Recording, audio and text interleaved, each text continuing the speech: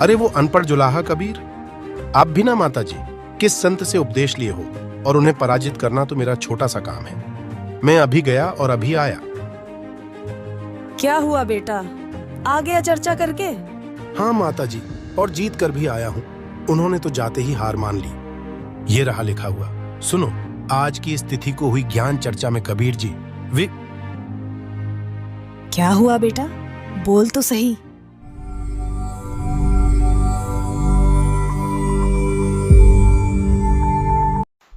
एक समय की बात है। काशी शहर में एक सर्वानंद नाम का ब्राह्मण था। सर्वानंद ने काशी के बड़े से बड़े ब्राह्मण को ज्ञान चर्चा में हरा दिया था।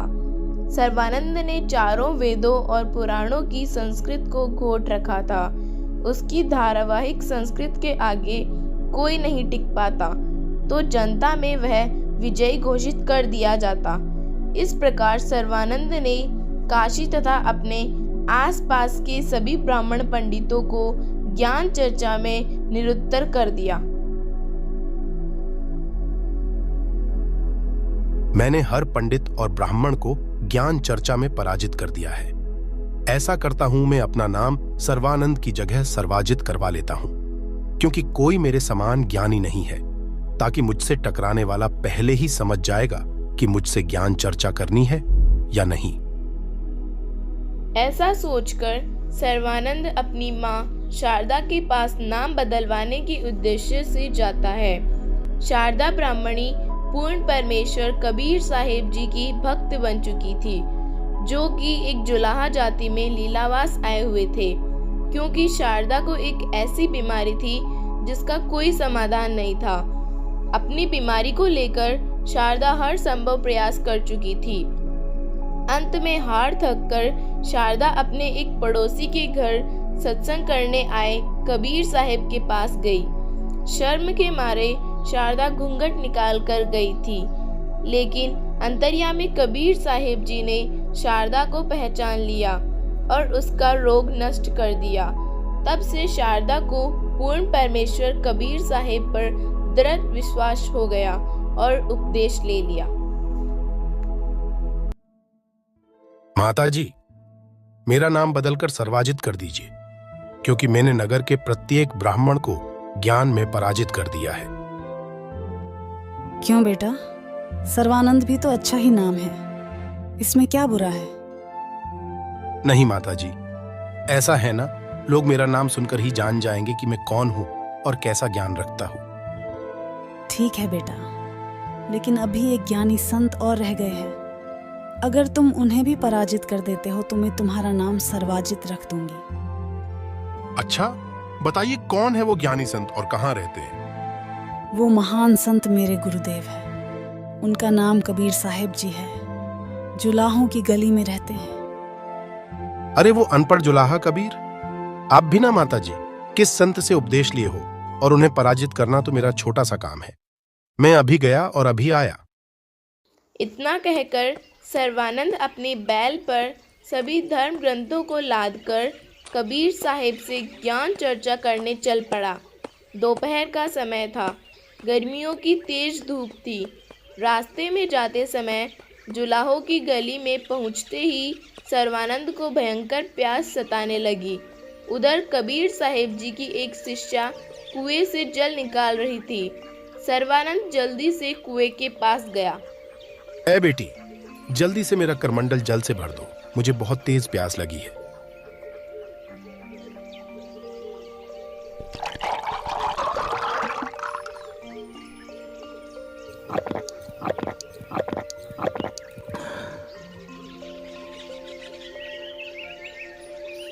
है लड़की, ये कुआं किस जाति के लोगों का है?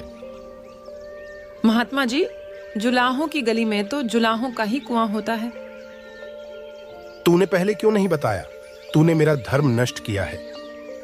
महात्मा जी, तब तो आपके प्राण निकलने को हो रहे थे, इसलिए आपने इस बारे में पूछा भी नहीं। ठीक है ठीक है, चलिए बता, कबीर का घर कौन सा है? कबीर का घर तो सतलोक है, जहां आप तो क्या पक्षी का पैर भी नहीं टिक सकता, जबकि आपके साथ तो बैल भी है। ज्यादा बात मत बना, चुपचाप बता दे, यहाँ इसी गली में कहाँ रहते हैं? चलिए मेरे साथ, मैं उन्हीं की बेटी हूँ।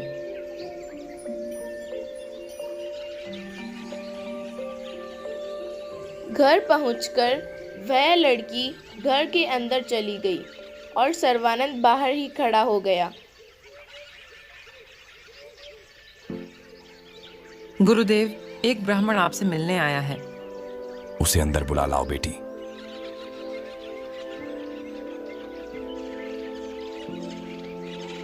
गुरुदेव ने आपको अंदर बुलाया है। पहले मेरा ये करमंडल जल से भर दो।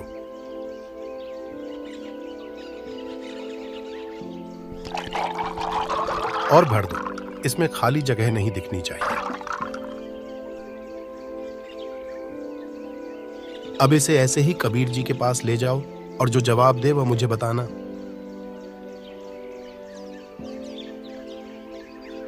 लड़की धीरे धीरे से वह करमंडल कबीर साहब के पास ले गई। कबीर साहब ने एक मोटी सुई उठाई और लोटे में डाल दी। कुछ जल बाहर निकल गया। ले जा बेटी, महात्मा जी को वापस दे आओ। लड़की धीरे धीरे वापस गई और करमंडल सर्वानंद को दे दिया। क्या उत्तर दिया कबीर जी ने? वे कुछ नहीं बोले, बस इसमें एक सुई डाल दी। सर्वानंद अंदर आया। ऐ कबीर जी, आपने मेरे प्रश्न का क्या जवाब दिया है? पहले ये बताइए कि आपका प्रश्न क्या था? मेरा प्रश्न ये था कि जैसे ये करमंडल जल से लबालब भरा हुआ है, वैसे ही मैं ज्ञान से परिपूर्ण हूँ। अगर आप और ज्ञान देने की चेष्टा करोगे तो वह बाहर ही गिरेगा, मेरे अंदर प्रवेश नहीं कर सकता। मेरा ज्ञान ऐसा है जैसे सुई जल को चीरते हुए करमंडल के पैंदे तक जा टिकी और कुछ जल बाहर गिर गया। वैसे ही मेरा ज्ञान आपके हृदय में समा जाएगा और आपके नकली ज्ञान को बाहर फेंक देगा। अच्छा, तो करो शुरू ज्ञान चर्चा। उसका तो अभी निर्णय हो जाएगा। करो प्रश्न। कौन ब्रह्मा का पिता है, कौन विष्णु की माँ? शंकर का दादा कौन है? सर्वानंद दो बताए। अरे कबीर जी, आपको तो अभी इनकी स्थिति का भी नहीं मालूम। ये अजर अमर भगवान है। इनका कोई जन्म मृत्यु थोड़ी होता है जो इनके माता पिता होंगे। ये स्वयंभू भगवान है। जरा देखिए अपने पुराणों में, देवी भागवत पुराण के 3 स्कंद में। कबीर जी, आप झूठ बोल रहे हो, ऐसा कुछ नहीं लिखा। सर्वानंद को याद भी था, लेकिन लोगों के सामने कबीर साहब को झूठा साबित करने के लिए पुराण में देखा। पुराण में तीनों देवों की स्थिति के बारे में सब सच लिखा था, लेकिन अभिमान वह स्वीकार नहीं किया। इतना कहकर सर्वानंद संस्कृत बोलने लगा। काफी देर तक बोलता रहा। कबीर साहब ने देख लिया कि इसे मानना तो है ही नहीं और जनता कुछ भी जान नहीं सकती। ठीक है भाई सर्वानंद, आप जीते और मैं हारा। अब जा सकते हो आप। मैं ऐसे ही नहीं जाने वाला। मेरी माँ से शर्त पर मैं यहाँ आया था।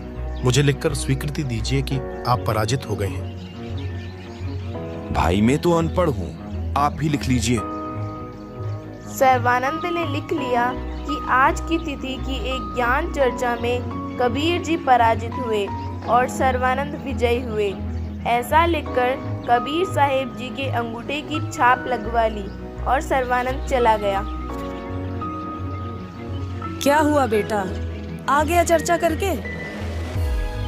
हाँ माता जी, और जीत कर भी आया हूँ। उन्होंने तो जाते ही हार मान ली। अच्छा, तो कुछ लिखवा कर तो लाया होगा, सुनाओ मुझे भी। हाँ माता जी, मैं कच्चा काम थोड़ी छोड़ता हूँ। ये रहा लिखा हुआ, सुनो। आज की स्थिति को हुई ज्ञान चर्चा में कबीर जी क्या हुआ बेटा, बोल तो सही। रुक क्यों गया, मुझे दिखाना जरा। नहीं माता जी, ये तो उल्टा लिख गया। मुझसे कोई गलती हो गई। मैं अभी वापस जाता हूँ और सही लिख कर लाता हूँ। सर्वानंद वापस आया। कबीर जी, वो क्या है कि मुझसे गलती हो गई। मैं वापस लिखना चाहता हूँ। कोई बात नहीं भाई, वापस लिख लो। सर्वानंद ने वापस लिख लिया। कबीर साहब के दस्तखत के रूप में अंगूठा लगवा लिया। सर्वानंद घर आया। अब सुनिए माताजी, वापस लिख कर लाया हूँ आज की तिथि की इस ज्ञान चर्चा में कबीर जी। अब क्या हो गया बेटा, यही आकर क्यों रुक जाता है? आगे भी तो बोल। माताजी, वो क्या है कि मैं 2 रात से सोया नहीं हूँ, ज्ञान चर्चाओं में ही लगा हूँ। मेरे से फिर से गलती हो गई, मैं वापस जाता हूँ। मैं लिखता तो सही ही हूं, लेकिन इसे हो क्या जाता है? कबीर जी, वो क्या है कि मेरी 2 दिन से नींद पूरी नहीं हो पाई है, इसलिए मैं लिखने में गलती कर रहा हूं। मेरी मां लिखे हुए को ही मानती है। कोई बात नहीं भाई, एक बार और लिख लो और आराम से लिख लो। सर्वानंद फिर से लिखता है, जो कि अपने आप से सत्य मानता है, दस्तखत करवा लेता है और घर के लिए निकल पड़ता है। अब की बार मैं इससे नजर ही नहीं हटाऊंगा। सुनाऊं माताजी आज की तिथि के शास्त्रार्थ में? सर्वानंद ने इतना ही पढ़ा था कि उसकी आंखों के सामने अक्षर बदल गए। सर्वानंद हैरान रह गया और कुछ भी नहीं बोल पाया। बेटा, मुझे पता है तुम्हारे साथ क्या हुआ है। कबीर साहिब कोई सामान्य संत नहीं है, वे स्वयं परमेश्वर का रूप है। मुझे कितनी भयंकर बीमारी थी और आज मैं बिल्कुल स्वस्थ हूँ। केवल उन्हीं की वजह से आज मैं जीवित हूँ। हाँ माँ, वो तो सब सत्य बता रहे थे, मैं ही अभिमान व स्वीकार नहीं कर रहा था। जा बेटा, अपनी गलती की क्षमा याचना करना और नाम दीक्षा लेकर अपना जीवन सफल कर। ये 2 दिन की महिमा है, फिर न जाने क्या बनेगा तू। आप मेरे साथ चलो माँ, मैं अकेला जाऊंगा तो मुझे शर्म आएगी। कबीर साहिब ने सर्वानंद को सर्व तत्व ज्ञान समझाया और सत उपदेश दिया।